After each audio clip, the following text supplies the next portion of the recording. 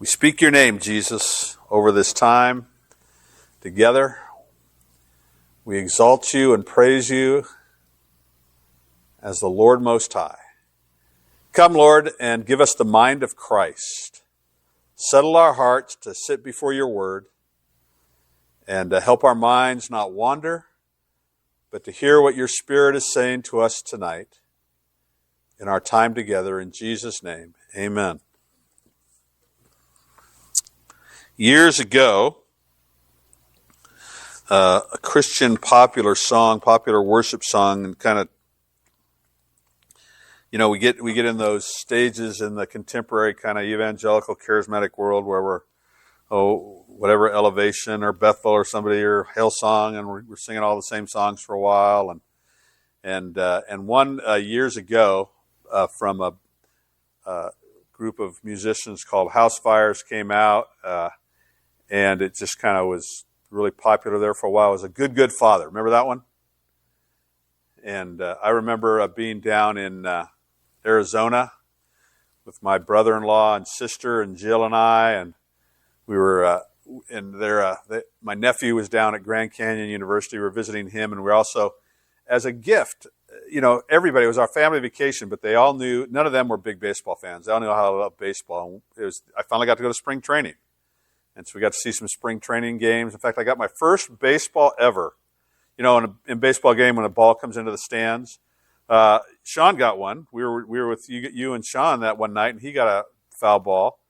And Kyler, who we were with that night, I went to him with one game, and it was actually a guy threw a perfect game. He threw a no-hitter that game, and we had got there early, and one of the White Sox outfielders threw a ball up, and Kyler caught it. Kyler got a ball, but I'd never gotten a ball. And I'm sitting down in the front row because it's spring training, so I can afford front row seats finally. And I'm sitting down in the front row, and it's the best foul ball ever. You don't want to get a foul ball with a black eye. That's a lot of people be, I still got a foul ball. You can just go buy one at the sporting goods store. It's not worth a black eye. So you don't want to catch a line drive off the face and then pick up the ball and go, well, consolation prize here. No, this one was just a weak roller. The batter just hit it, and it was just a roller, and it kind of just rolled right in front of me. And the front row seats at spring training are real low, and so it just kind of rolled in front of me, and I just leaned over the railing, and I picked it up, and I got the ball. I got my first ball. And I turned to look at my brother-in-law, and my brother-in-law had gone to get something from the concession stand, and there was a 4-year-old little girl who'd been wanting a ball the whole game. When they were pitching the bullpen, she's going, can I get a ball? Can I get a ball? She so wanted a ball. And I pick up this ball, I got a smile on my face, I turn, and she's... So I had the ball for all of about 3 seconds. There you go. Yeah, that's right. Yeah, I should have, but I didn't know that she was right there. But anyway. But hey, her dad offered to buy me a beer, so... I didn't get it, but what's that? Good on me, yeah. Well, that's like I got to tell you, you're either you give the ball to the kid, and everybody's like, oh, what a nice guy. You don't give the ball to the kid. There's no neutral there. That's heaven or hell, right? You're an angel or a demon, and so yeah. So anyway, I had my ball there for a while. So we were down there in Arizona, and this song was all the rage in all the churches. We were singing it at the Firehouse. My brother-in-law hates repetitive lyrics, but this song has lots of repetitive lyrics. You're a good, good father. That's who you are. That's who you are. You're a good, good father. That's who you are. That's who you are. You're perfect in all of your ways. You're perfect in all your ways. I mean, it's like 3 lines that just go on forever. I saw this comic one time, and somebody said, what do you do? And the comic strip, the little bubble where they're talking, it's, I write modern worship songs. I write modern worship songs. I write modern worship songs. I write modern worship songs. But anyway, I went by this church marquee, and it said on the church marquee, I loved it. It said, there's a good chance this Sunday we'll be singing Good, Good Father. I just thought that was a cute church marquee. All that to say, all my little wandering and ramblings to say, we're going to talk tonight about fathers, spiritual fathers, as we're going through 1 Corinthians. As I was preaching this morning, I thought, man, I should have saved this for Father's Day. So just pay attention, know the date, April 12th, 2026, and when we hit Father's Day in June, go on Rumble or YouTube and watch it again. And it is predicated on this whole idea that the universe is predicated on a good Father. And just to bring you back up to speed on Corinthians, because we've been a couple weeks out of Corinthians, Jamie spoke to us on Palm Sunday, and then I spoke on Easter. Paul is addressing the Corinthian church who were immature, and they were doing about 5 things that he has to correct in this letter. But at the front of their immaturity is how mature and wise they think they are. They think they're so advanced. They're like a teenage child, right? Nobody knows so much as a teenage child. They're the smartest people ever. They know everything. And, then they get out and they get on their own in the world, and pretty soon they're call on you and say, hey, how do you do this? And how do you do that? It's like my dad always said. He said, when you were 16, I was the dumbest man on earth, but by the time you were 25, I had gotten much smarter. And that's kind of how it works sometimes. And the Corinthians, they're like a teenage child. They're like an adolescent child. They know everything right now. They're the smartest people on the planet. And Paul is addressing them he says, these 5 things are really bad. And the first thing that we've talked about now is that they were dividing. There were divisions in the church. And it wasn't divisions over some central issue of importance to the gospel. I mean, Paul was divisive over the issue of whether or not Gentiles needed to be circumcised to be Christians. Why? Because he realized that was at the root of the gospel. Either we're going back to the old covenant or we are new. Either the gospel is for the Gentiles or all you're doing is just inventing a new system for the Gentiles to come into the old covenant. And so Paul was divisive on that issue, very divisive on that issue. But here, they're dividing over personalities. It's not even over doctrine. Apollos is a much more polished speaker than Paul. Peter, he was actually with Jesus. And then there's Paul. And there were still the Paulites. Hey, Paul is the one who brought us the gospel. But understand, Paul is not arguing here for his supremacy over Peter and Apollos. He goes on time and time again and says, we are all simply stewards, simply managers. Look at Peter, Apollos, and Paul are all on the same team. It's you guys who are divided. We're all Team Jesus. And that's a sign of your immaturity. And so he rebukes them, and then he concludes finally with a strong rebuke, a strong warning at the end of 1 Corinthians 4. And here's what he says. He says, I'm not writing this to shame you, but to warn you as my dear children. All right, so he's establishing the relationship. You are my dear children. Why can I chew you out? Because you're my kids. You're my kids.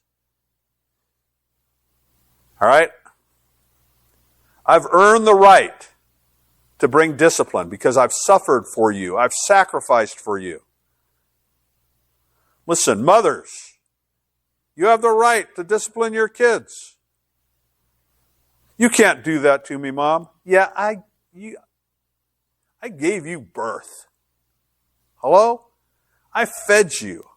I bathed you. I nursed you. I cleaned you. I cared for you. I held you when you cried. Fathers, you have the right to bring discipline. I fed you. I housed you. I protected you. I played games with you. I have invested deeply in you. And because of that investment as a father, as a mother, I now have the right to bring correction to your life. I have earned that right. One of the things that bothers me is not when teachers bring correction to me from the Word, but when someone tries to bring correction to me as a personal authority in my life and they haven't earned that right. I had one time this man told me that I would never be a successful preacher because I was overweight, which was a hard thing. It was a shaming thing. You know, I'm not saying this to shame you. It was kind of a shaming thing. I thought, well, your wife's fat. You know, why don't you go lecture her? But anyway, but he prefaced it, because he was a generation older than me, he prefaced it, and this really bugged me. He prefaced it as saying, as a spiritual father, I want to speak to you. And after I got wounded, I felt like going back to him and saying, hey, Dad, what are my kids' names? Do you know the other things I struggle with? What's my wife's name? When's my anniversary? When's my birthday? When have you invited me into your home? When have I been with you, except for 10 minutes at camp? Listen, if you want to tell me you're offended that I eat too much and don't exercise enough, go ahead. But man, if you want to call yourself a father, we got plenty of those kind of fathers. We got plenty of absent fathers. If you want to call your, and I wanted a spiritual father at the time. I'm 67. I still want a spiritual father because I never had one. I've had some men who have come into my life and been really wonderful older men, but none of them have really taken me under their wing. They've been good uncles. I appreciate them. But Paul here is saying, I'm a father. And this whole gospel is predicated on a father. How does God have the authority to speak into our lives? Well, yeah, because he's God and he's great. But you know what? He sacrificed for us. He gave to us. Every time he rebukes Israel, he doesn't just rebuke Israel. He says, hey, remember who I am? I'm the God who brought you out of Israel. I'm the one who gave you this land. I'm the one who prospered this land. I did this for you. I did that for you. I did this for you. I did this for you. And now you're worshiping these other gods. Not only are you doing that, I warned you, don't do that. And you're doing it. Paul now is asserting his right to speak hard correction into the lives of Corinthians. Why? Because he says, you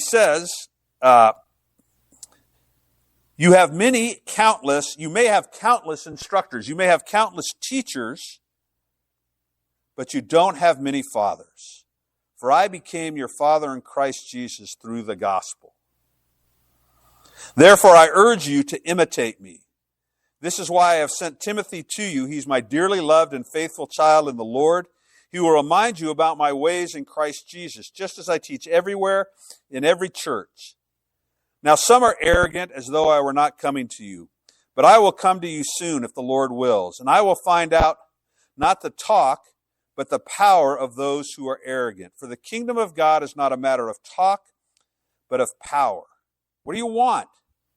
Should I come to you with a rod, or in love and in a spirit of gentleness? May the words of my mouth and the meditation of our hearts be acceptable in your sight, Lord, our rock and our strength and our Redeemer. Teachers are valuable. They impart truth. I have many teachers. I have countless teachers. Paul is not saying here that teachers are bad. Read books. Steve Gregg is a teacher of mine, right? We're reading his book. He's a teacher.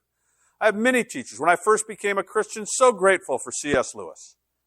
He just launched me on my Christian walk as this brilliant mind and this brilliant teacher. He wasn't my dad. He couldn't be, which is fine. I didn't, I'd have loved it, maybe. He might have been a pretty hard dad to live up to, but yeah. He wasn't my dad. Many teachers, but we don't have many fathers. We don't have many people who invest in us in this way. And Paul says, just as God is a father, I am a father. Fathers live truth worthy to be imitated. Teachers tell us the truth. Fathers live the truth in a relational connection with our lives. Paul has the audacity to say, imitate me as I imitate Christ. My earthly father said things facetiously. He was a comedian, not a professional comedian, but he was a jokester. And he would just say, well, do as I say, not as I do. But he knew that was facetious. He knew. Kids don't do that. They do what you do, not what you say. And I regret this. This is one of my, we all got a handful of regrets. 2 handfuls, maybe a bucket full, maybe a pickup truck full. I don't know. I got one of my biggest regrets is that I said this, but it was true. I shouldn't have said it. I should have had more respect for my father.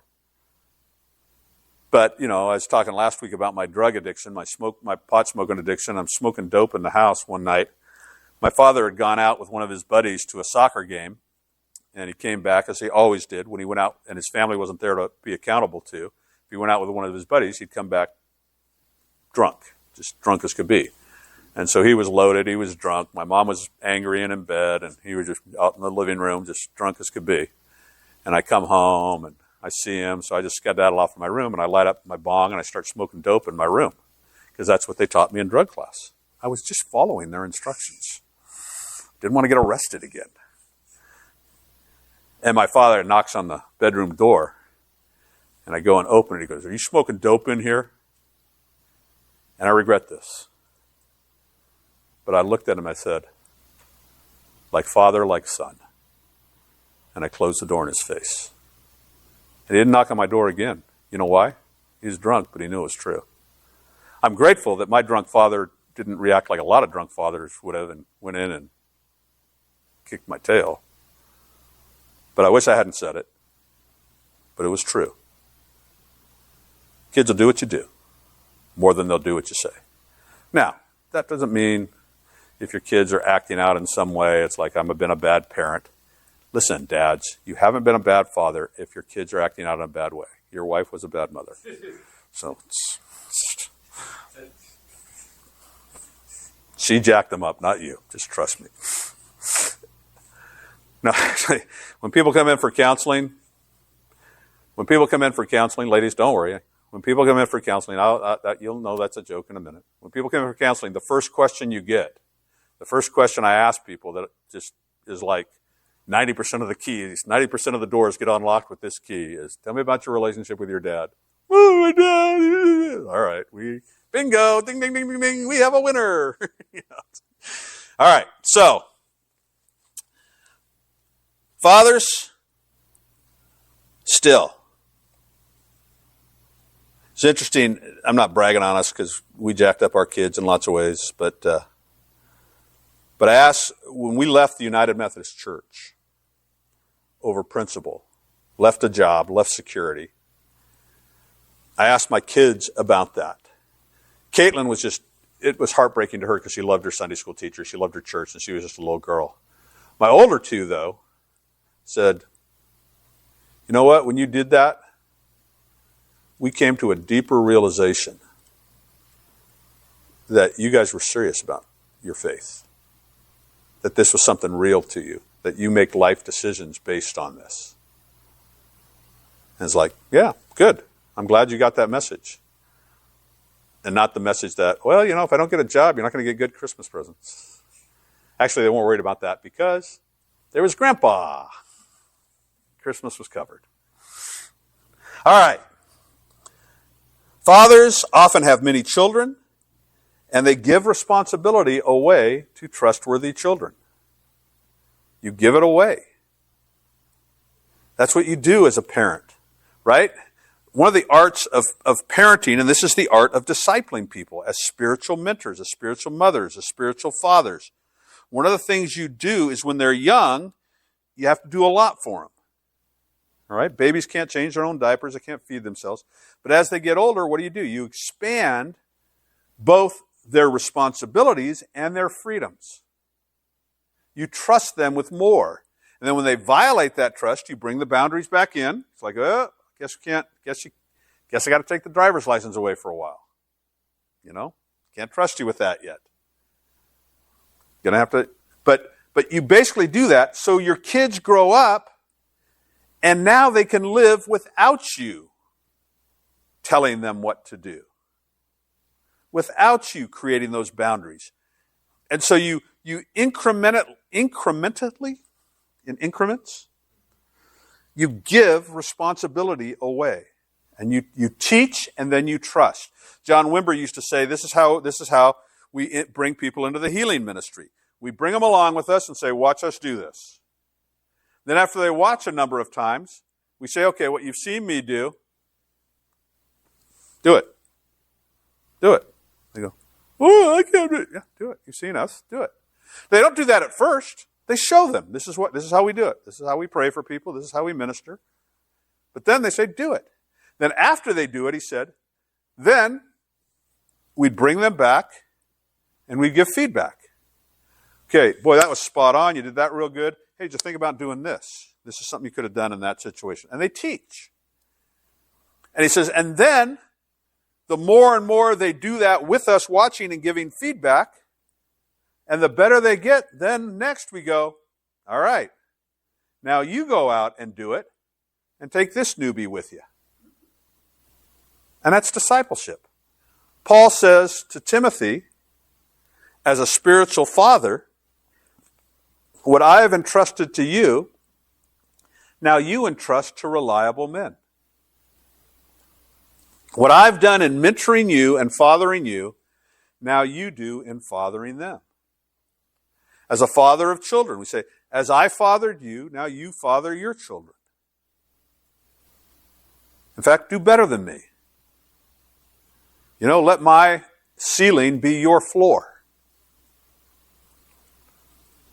But as I've taught you, then you finally go and teach others. And that's what fathers do. They teach. God teaches us to grow. We don't want 35-year-old children playing video games in our basement, smoking weed. Mom, bring me some food. No, make your own bed. Cook your own food. You can do it. Drive your own car. We impart and give responsibility away to trustworthy children. Fathers, Paul says, I teach the same thing to you in every church. Fathers are consistent. Parents are consistent in their message. They don't change their message. They don't change their message from one child to another one. Now, children are different. You don't change your message, you may have to change your tactics, right? If you've had multiple children, you know that. You have this boisterous, loud, obnoxious boy running around the house, and to get his attention, you got to pick him up by the scruff of the neck and say, hey, I'm talking to you. What? I have a nephew, a nephew, and he's playing video games, right? And you want to talk to him. You ever try to talk to a boy playing video games? It's impossible because men are single focused, right? There's like, images on screen, must kill them. Ugh. You say, hey. And then you say, hey, I just found out on the news that the world's coming to an end in 6 minutes, so you might get prepared. And finally, and here's what, they didn't really hear that, but they think, something registered in there, that might be important. And here's the two words they'll generally say. My nephew would say this all the time. Wait, what? That was his, like, okay, we got him away from that, and now he's starting to turn his attention towards something else. Wait, what? And I looked at him, I said, Bradley, on your wedding day, the minister is going to stand before you and your bride and say, Bradley, do you take this woman? And you go, wait, what? Wait, I was looking at the shiny ring. Ooh. Wait, what? So you got to use different tactics, all right? Some kids, they can't respond till, you get their attention. Other kids, you just say the slightest thing. You just say the slightest thing, and they're like, oh my gosh, they're mortified. My dear wife, she wants to get an A on every test. So she goes in for a job review, and she gets these great job reviews. So come on, I got my job review today. A minus, A minus, A. And she's like, oh, it was horrible. I go, why? Oh, look at that. There's 2 minuses on here. There's 2, like, A minus, there were 2 places, room to grow. It's like, that's horrible? Man, I'm like, C plus. Oh, I got a C plus. That's great. They like me. Right? And if you got 2 or more kids, you probably got, there's probably a variation of that sort of stuff. So your tactics change. Paul's tactics changed to the Corinthians, from the Philippians, to the Ephesians, to the Galatians. Wise parents know their children. Wise spiritual mentors know their children. The tactic changed, the message never does. Right? The message never does. Paul says, listen, Corinthians, I'm not being hard on you. What I'm telling you, I tell to all my churches. I tell to everywhere. I teach this everywhere I go. It's the same gospel. It's the same message. I'm not out for popularity. That's one thing. Good parents don't need to be popular. Oh my goodness. God doesn't need you to approve of Him. You need God to approve of you. God doesn't need you to approve of Him. Paul didn't need the approval of the Corinthian church. He says, in his letters, he says, if I were still writing to please men, I wouldn't be writing this stuff. Paul is willing that they reject him. The gospel is offensive. Now, don't be an intentionally offensive person. There are people out there who are jerks and they say, well, I'm just preaching the gospel. That's why I'm being persecuted. No, you are being persecuted for the gospel, but you're also a jerk. But for every one of those, there's another 2,000 of us who are so dang timid not to offend. Like, I'll just show them Jesus. Good for you. Show them Jesus. When are you going to say something? When are you going to risk the offense? I just saw The Great Awakening this week with the story of George Whitefield and his friendship with Benjamin Franklin. It's a worthy movie. Be good to see. And, Whitefield and Wesley and those preachers of the First Awakening, they got hit with more rocks and more rotten fruit as they would go into these mining communities and these poor neighborhoods and preach the gospel. And Wesley, I just read his journals. He's amazing. Little 5'3" guy, tiny man. And these big miners would come up with clubs and pitchforks and rocks getting ready to disrupt the meeting. And instead of saying, oh no, here they come, Wesley would get down off the pulpit, walk to the front of their captain, guy twice his size, with a club or a pitchfork, and rebuke him in the Lord. And often convert that captain, and then that captain would become his bodyguard. I got my boy John. Nobody touched John. It would happen time and time again. Whitefield, they show this picture, and it's an accurate description of the First Great Awakening. He goes to his first coal mine to preach, and these poor coal miners and he starts to preach, and they just, get out of here. We don't want to hear from you. Get out of here. And they begin to pick up rocks, and they hit him with rocks, and he kind of backs, and he just climbs right back up in his little handmade pulpit, blood running down his face, and he continues to preach. And within minutes, and this is not just Hollywood, this happened in history. In minutes, they're on their knees, repenting of their sins and coming to Christ. And then a bloody Whitefield goes out there and loves them and lays his hands on them and prays for them. And the Great Awakening is born.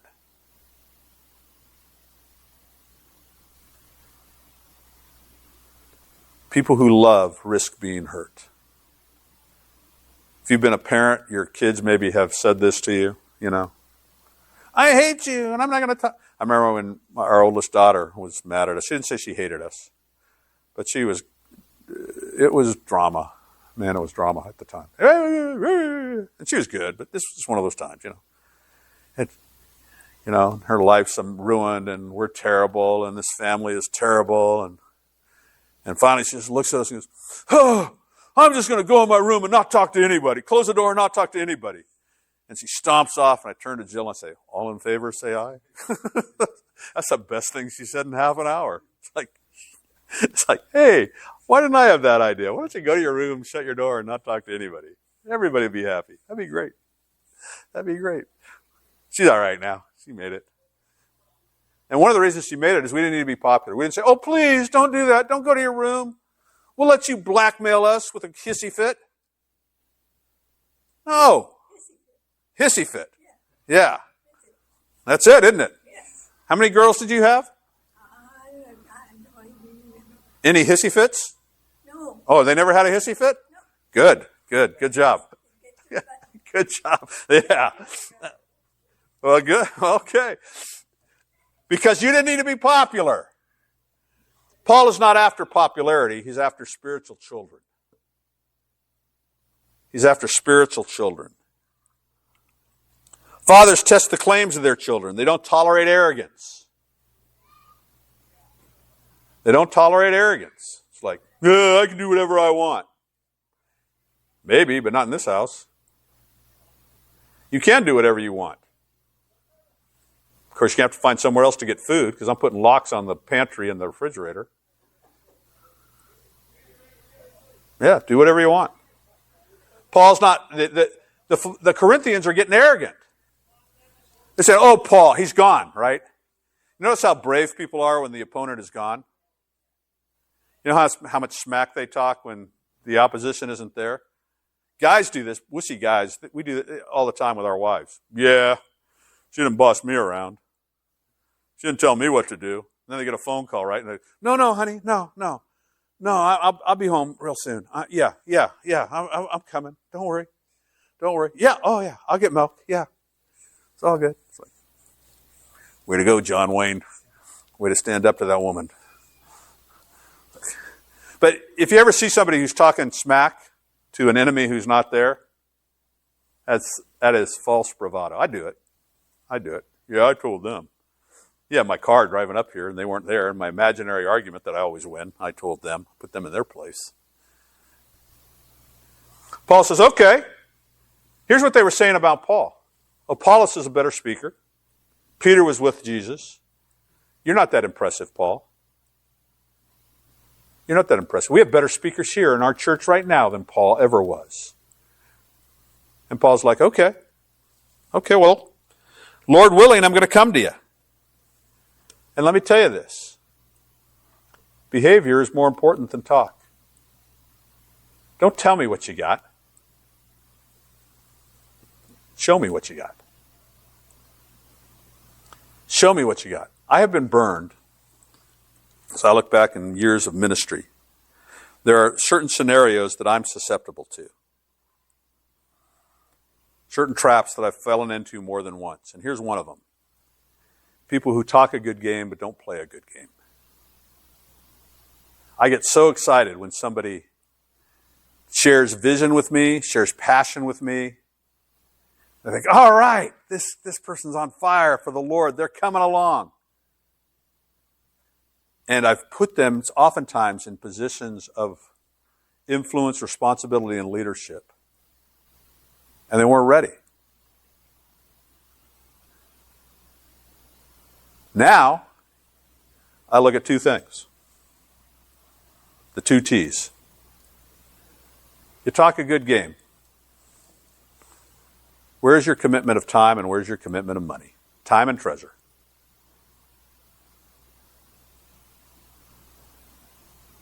I tell young people, I had one guy come to me and said, how do I become a foxhole Christian with you, brother?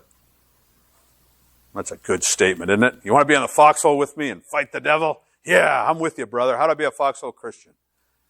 He was already a timer, like a lot of young people. I said, good, tithe. Well, but that's not exciting. I want to go out and witness with you on the street to the homeless. That'd be great. Show me the, what's that money? That movie with is it Tom Cruise and Cuba Gooding Jr. or something like that? Show me I forget the name of the movie, but yeah. Show me the money. Jerry Maguire. Yeah, and the classic line, show me the money.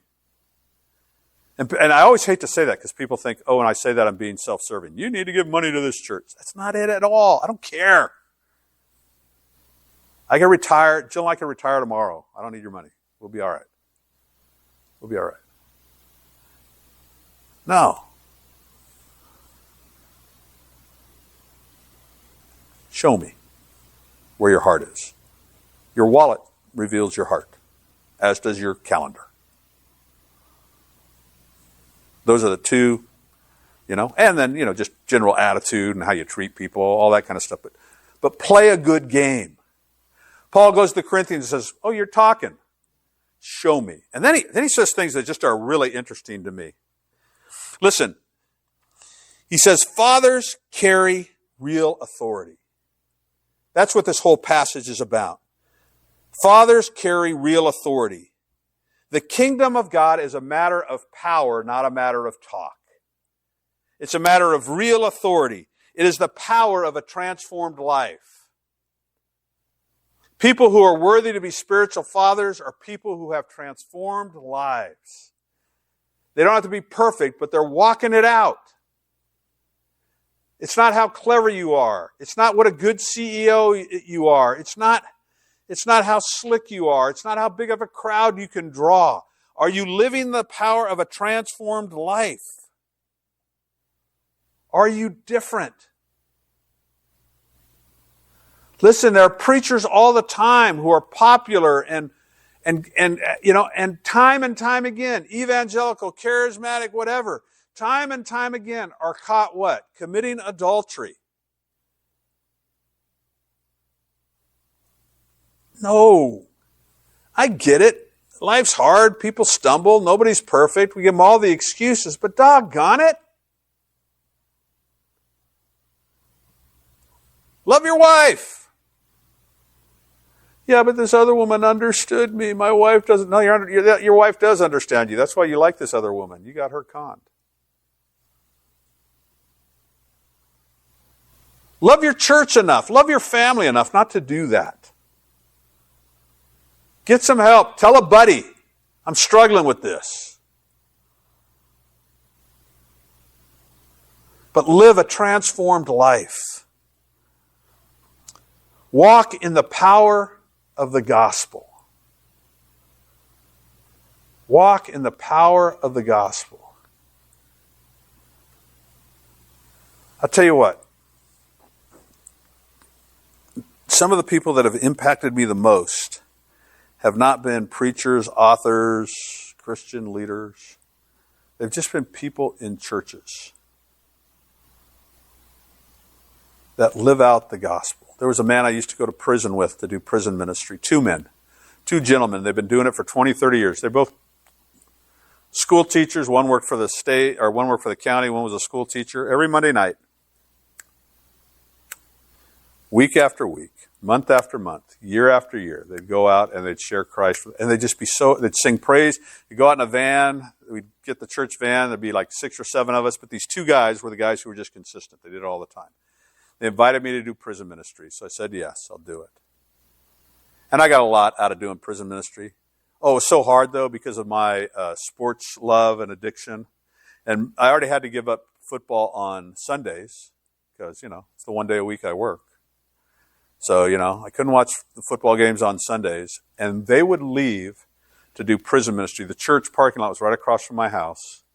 And I'd see them gathering for the van to start going right when this would happen. And if you remember Monday Night Football, dun, dun, dun, dun, the opening thing. And it'd be like, dun, dun, dun, dun, dun, dun, dun, dun. Oh, can I call in sick tonight? I never regretted walking away from that TV screen and getting in that van. That's some of the best times of my life, going to that jail and talking to those prisoners. But you know what was a great time? As an ordained minister, a seminary-trained theologian, going to the school of what it's like to follow Jesus with those two old guys. And I would just watch them, and something inside me would start to, I want to be like that when I grow up. I want to be able to go to prison Monday after Monday after Monday, leading prisoners to Christ, nobody recognizing it, nobody caring, with such joy coming back and sharing testimonies. Not just joy coming back, joy going out there. These guys, I have a Bible from one of the guys and his wife, given to me in 1984. It's the NIV Study Bible. It's on my desk in my office in Bremerton. It's tattered, it's ripped. From Jerry and Ellen Cease. The other guy was Bob Feltz. I was in a church as an associate pastor filled with people whose lives were transformed by the gospel, and they humbly walked in the power of the gospel. They humbly walked in the power of the gospel. Fathers, why do fathers have authority? Fathers have authority when they walk in the power of the gospel. And I say this to you, it's more my problem than yours, but live for impact, not for recognition. Get your recognition in heaven, as if you'll care. When Jesus says, "Well done, good and faithful servant," none of us are going to care. Yeah, but am I in the top 10%? Even Jill won't care at that point. Whether she gets, Jill never does it for recognition anyway. She's one of the most humble people I know. She just is a, perfectionist. But live for impact, and you'll carry the authority of Christ. Just be an authentic Christian, and his people will respect. It'll just happen. Not everybody will respect you, but the right people will respect you. Signs and wonders. The power of signs and wonders. I think when Paul says the gospel is just not just a matter of talk, but it's a matter of power. What are the Corinthians saying? You're not very impressive in your speech, Paul. Apollos is a much more eloquent speaker than you. Paul says, yeah, I cast a demon out of you. How was that for eloquence? I laid hands on your mother-in-law and she got well. How was that for smooth speech? He carried power. And I don't even know what he means by this next statement. But I believe it's not an empty threat. Never make empty threats to your kids, parents. Never make empty threats to anybody. When I watch old Westerns, right, and the old gunslinger's talking to the new gunslinger, and the new hot shot's like, yeah, I can do this and this. And he says, well, son, never draw your gun unless you're ready to use it. When you're drawing guns, there's no bluff. You're not bluffing. Never draw your gun unless you're ready. Never bluff. Spiritual fathers never bluff. And Paul tells, did you read that last sentence? Paul says, what do you want?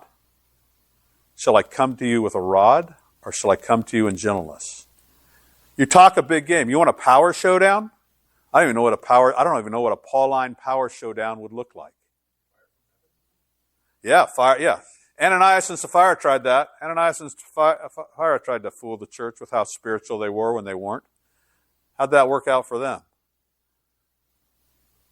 I remember we were having a revival in Oakdale. All these high school kids, they'd come to the healing and communion service, and we'd be praying for them. We just had fun. We had fun in the Spirit. I don't know if we took it too far or not, but we had fun in the Spirit. And I'd pray for them, and they'd all flop and fall.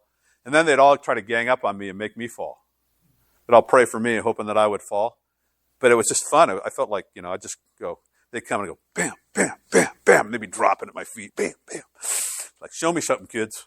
Show me something. Yeah. It's fun, whacking kids. I also remember no empty threats. I also remember one time my son, 3-4 years old, he's disobeying. He's at that, I'm a 3 or 4 year old, and I'm going to draw a line in the sand today, Dad. I didn't get up that morning saying, boy, I hope my son draws a line in the sand, but he did. So you got to go to your room, knock it off. I'm not going to knock it off. All right, you got to stay in here till you knock it off. I'm so mad at you. All right, I can live with that. And he said, I'm going to hit you. All right. He said, you hit me, I'll hit you back. And this little hand starts going in motion. And as his little hand was coming down to hit my arm, this hand was coming up to hit his thigh, butt area. And so it went like this, went bang, boom! I got bang. He got lifted about 6 inches off the bed. Boom! Then he's like, he's not done. You know what he said next? Yep. That didn't hurt. Through a trembling lip. That didn't hurt. I said, okay. And I'm so glad my son showed he was a wise man at this point. He had hope. There was hope for him. I said, do you want one that does? No. We were both glad he said that. I was so glad he said that. He was glad he said that. One night, a friend of mine had me and a bunch of his adult friends over for his son's 18th birthday. We're all at his son's 18th birthday. And it was cake, party, cigars. His son had his first cigar. It's like, all right, welcome, welcome to manhood. Here you go. You're a man now. You're with the men. We're eating meat, drinking foofy cake, doing man stuff. And he said, all right, I want each of you men to tell my son a life lesson. So we get life lessons. And I was like close to last. I probably went the longest. Imagine. And so the guy who spoke before me was a prison guard. I don't remember anything I said, but I remember this. I said, there's three kinds of people in the world. There's people who learn from their father and their fathers and the elders. They learn the wisdom of the Bible and the wisdom of their parents. And I say, those people will not go through life trouble-free. You listening, Micah? This is important. You listen to the wisdom of the elders. Those people will not go through life trouble-free. But they will have less trouble than others. Those people who you think, oh, they're dumb, they're a generation ahead of me, they don't know stuff. Yeah, they know stuff. Being a teenager is no different now than it was in the 1820s. You know, you have cell phones now. They had, I don't know, horses. I don't know what they had. You got to watch those devil horses, man. They're tough. But, yeah. So learn from the elders. So if you don't learn from the elders, you will have unnecessary pain. Everybody has pain, but there will be pain that your stupidity will create. And sure enough, this kid, one of the things we told him that night is, hey, don't sleep with a crazy woman. There was a guy there who'd been in prison, and he said, yeah, before I got straightened out, I slept with a lot of crazy women. He says, that's not good. That's not good. Basically, don't sleep with a crazy woman. Well, about 7-8 months later, that boy's in my backyard saying, he'd had his first girlfriend. He said, yeah, we did some stuff. And he's like, I wish we had never done that. I wish we had never done that. Yeah. He didn't learn from the elders. Second way you learn, though, and I had hope for him because he was like, I wish I hadn't done that. And he said, I'm not going to do that again. He learned from his mistakes. If you're too stupid to learn from the elders, then let the pain of mistakes teach you. Let the pain of mistakes teach you. And so I said, be the first kind of person, but if you're not the first kind of person, at least be the second kind of person. You're going to make mistakes, learn from them. Don't waste a mistake. Don't waste pain that you caused. If you did it and it really hurt, don't do it again. That's why gifted carpenters don't hit their thumbs very often when they're hammering. Why? That hurts. That really hurts. Well, stop doing it. I was out with my son one time. We were playing catch. Ball tipped off his glove, hit him in the face. He was crying. I remember I comforted him, but what he remembers is not that I went over and comforted him. He remembers I looked at him and said, that hurt? He goes, yeah. I go, well, that's what the glove's for. Right? Micah, if you don't want to get hit in the face, catch the ball. Nobody ever got hit in the face by catching a ball. Just catch it. That's what the glove's for. Catch the ball. You won't get hit in the face. Guess what? Never got hit in the face again. Smart boy. He learned from his mistake. But then I pointed to the prison guard. I said, if you don't learn from the elders and you don't learn from your mistakes, you'll be hanging out with him. That's where you're going. Right? What's the number one population in prison? Repeat offenders. One of my favorite lines from the movie years ago, Jim Carrey, Liar, Liar. Anybody see that movie? He got this curse put on him, and he was a habitual liar, and he got this curse put on him. His son made a wish that his dad would quit lying, and so he couldn't not lie. So he had this perpetual criminal that he was always, getting off as a seedy lawyer through loopholes. And so his secretary says, so-and-so called again. He got arrested for, going through the roof of a house and breaking in. He wants to know what your counsel is. He says, I won't use the profanity. He says, tell him, stop breaking the law. Blinkety blink. My wife and I, we always say that. Stop breaking the law. Hello? I don't want to go back to prison again. Here's a way. Don't break into a house. Learn from the elders. Learn from your mistakes. Or you're going to, there's going to be pain, but who wants the maximum amount of pain? I'll take the minimum amount of pain. Dear ones, you're here tonight. This guy's up here yakking at you about the wisdom, the greatest wisdom that the human race has ever known. And I don't know if I'm a father or an instructor to you. Probably somewhere in between that. But I do tell you in love, and I do love you and care for you. Learn from this. Let the words of Paul speak to you. Let God come to you in comfort and peace, not with the rod of discipline. But if he does, have the wisdom to learn from that. But dear ones,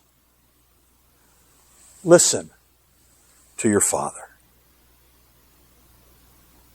And if you want to be a spiritual mentor, mother, father to others, live it out. Live a life, be a Jerry Cease and a Bob Feltz. And just live a life before young people, old people. By the way, you can be a spiritual parent to somebody older than you. It can work that way. But live a life of the gospel. And you may not get recognition in this world, but God will use you to shape lives and make disciples. Jesus Christ said, make disciples. He didn't say make converts. He said, make disciples. And then he even said, right, as Paul said to Timothy, go, what I've taught you, you do. And then he said, and then entrust it to faithful men. Paul teaches Timothy. He tells Timothy to entrust it to faithful men, who then will teach other faithful men. You find somebody who teaches you, then take what they teach you and teach somebody else. And then tell them, right? If you give a man a fish, he eats for a day. If you teach a man to fish. Listen, it's not that hard to teach a man to fish. I mean, you watch these fishing shows on TV, you think it's rocket scientists. No, put a worm on a hook. Not that hard. You can teach somebody how to fish. You can teach somebody how to follow Jesus. Say, here, do what I do. Wouldn't it be great to have a life that was worthy where you could actually say and still be humble and say, imitate me as I imitate Christ?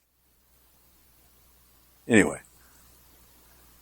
I won't stop preaching. Help him, Jesus. Come get communion. That'll stop me. Take this meal with thanksgiving. Jesus is here tonight. And he showed us the good Father. And so let God father you. He wants to feed you. That's one thing fathers do. They feed their kids. So come and eat.